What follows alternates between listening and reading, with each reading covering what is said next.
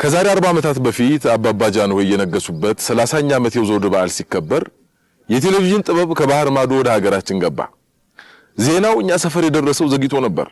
አንድ ቀን ማታ ተሰብስበን ስንጫወት ከመካከላችን ሲሳይ ጎቢጥ አልነበረም። በበነጋታው ቅዳሜ ጧት ፀሐይ የሞቀን ፊታችንን ስንታጠብ ሲሳይ መጣ።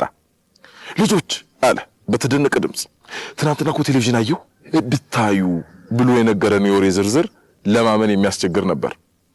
ይኸው ልክ እንደ ሬዲዮ ፕሮግራም ምን እንደሚያቀርቡ ሴትዮዋ በቴሌቪዥን ውስጥ መጣችና ተናገረች።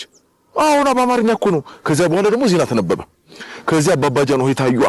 በመቀጠል ዳንስ እንጥላውን ሲዘፍኑ አይተን ከአባቴ ጋር ወደ ቤት መጣ። አቤት ሰው ሁሉ ጸጥ ብሎ ነበር እኮ የሚከታተለው። አቤት ደስ ሲል።